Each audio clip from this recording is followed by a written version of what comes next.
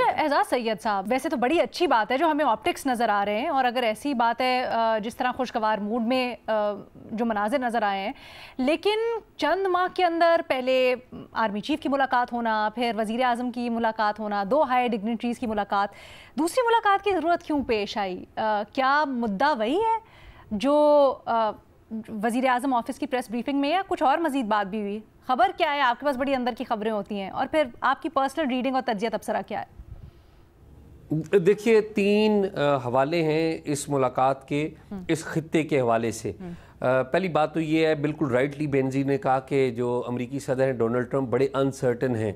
आप देख लीजिए कि आज भी जब सुबह पाकिस्तान टाइम पर सुबह 4 बजे मुलाकात होनी थी उनकी, 4:30 बजे, तो इस मुलाकात से पहले उनका एक मीडिया इंटरेक्शन था, एग्जेक्टिव ऑर्डर्स उन्होंने साइन करने थे। तो उस एग्जेक्टिव ऑर्डर साइन करने के बाद जो मीडिया इंटरेक्शन था, तो अलास्का में मुलाकात की उन्होंने पुतिन से, और फिर पुतिन के बारे में भी जो बातें उन्होंने की, बड़ी क्रिटिकल बातें की आज भी उनकी मुलाकात में, हालांकि पहले उनकी तारीफ़ें कर रहे थे।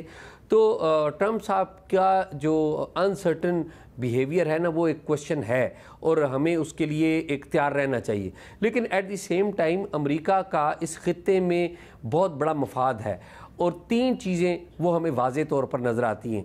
आपने बड़ी खूबसूरत बात की कि जी चाइना के हवाले से पॉलिसी नज़र नहीं आ रही। आप देख लीजिए कि चाइना के हवाले से ये पॉलिसी तो वाज़े तौर पर नज़र आती है कि इकॉनमी के मैदान में चाइना और अमेरिका का कंपटीशन है। लेकिन अब वो कंपटीशन खाली इकॉनमी के मैदान में ही नहीं रह गया, वो कंपटीशन अब टेक्नोलॉजी के मैदान में ही रह गया, और पाकिस्तान ने जो चीन की टेक्नोलॉजी है उसको डेमोन्स्ट्रेट किया है। तो चीन इस खित्ते में अमेरिका के लिए एक बड़ा कंसर्न है, there is no second opinion. दूसरा जो चीन से भी ज़्यादा कंसर्न है वो ईरान है। आप देख लीजिए मिडल ईस्ट की जब बात होती है तो ईरान की बात किए बगैर मिडल ईस्ट का जो कॉन्फ्लिक्ट है उस पर आप आगे बात नहीं कर सकते। आप देख चुके हैं कि हाल ही में इसराइल और ईरान के दरमियान एक वॉर हुई, और उसमें ईरान ने जो मौक़िफ़ इख्तियार किया, और उस पर पाकिस्तान ने भी जो मौक़िफ़ इख्तियार किया वो भी बड़ा अहम था कि पाकिस्तान ने, जिसे कहते हैं ना कि कासा लैसी का मौक़िफ़ इख्तियार नहीं किया। माजी में हमारा मौक़िफ़ जो है गोल मोल हुआ करता था, क्लैरिटी नहीं होती थी। इस दफ़ा पाकिस्तान का मौक़िफ़ बड़ा क्लियर रहा ईरान के हवाले से भी। फिर जो तीसरा कंसर्न है इस खित्ते में वो अफ़गानिस्तान है। आप देखिए कि अफ़गानिस्तान में बैठ के चीन को भी अब वो देख सकते हैं, और ईरान के मामले पर भी देख सकते हैं चीज़ों को। तो अफ़गानिस्तान के बागराम बेस को लेने की बात भी पिछले दिनों ट्रंप साहब ने की। तो चीन हो, अफ़गानिस्तान हो या ईरान हो, ये तीनों ममालिक अमेरिका की जो पॉलिसी है, जो ब्रॉडर उनका जो पॉलिसी ऑब्जेक्टिव्स हैं, उनमें ये तीनों ममालिक अहम हैं। लेकिन उसमें इन तीनों ममालिक के साथ जो चौथा मुल्क अहम है वो पाकिस्तान है, जो पाकिस्तान का एक हिस्ट्री है अमेरिका के साथ, बहुत लंबी पार्टनरशिप की हिस्ट्री है। पाकिस्तान ने अमेरिका की जंगें लड़ी, सोवियत यूनियन के ख़िलाफ़ जंग लड़ी, फिर वॉर ऑन टेरर लड़ी। वॉर ऑन टेरर में भी हमारा बड़ा एक लव अफेयर रहा। फिर उस लव अफेयर में हम पर 2006 से आनवर्ड अगर आप उठाकर देख लें उसामा बिन लादेन की गिरफ्तारी और उसके बाद टारगेट और उसके बाद तक के इरा में हम पर डबल गेम का इल्ज़ाम भी लगता रहा। फिर जब हमने रोल प्ले किया और उसका क्रेडिट हम लेते रहे कि अमेरिका और जो तालिबान है उनकी डील कराने में एक रोल पाकिस्तान ने भी प्ले किया था।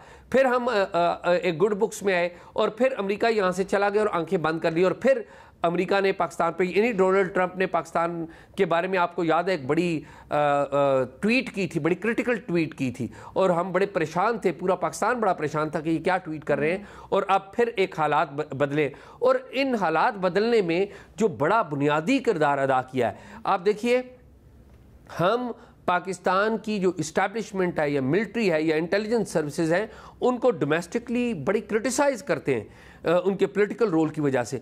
लेकिन जो रोल पाकिस्तान और भारत के स्टैंड ऑफ में इन्होंने प्ले किया है, हमारी मुसल्लह अफवाज ने जो रोल अदा किया है, उसकी एक्नॉलेजमेंट पूरी दुनिया में हुई है और ख़ुद अमेरिका ने भी किया। और याद रखिए कि दुनिया के आलमी मंजरनामे पे आप कोई भी तारीख उठाकर देख लें, जो बहादुर मुल्क होते हैं या जिन मुल्कों ने डेमोन्स्ट्रेट किया होता है मैदान जंग में, उन मुल्कों को इज़्ज़त की निगाह से देखा जाता है।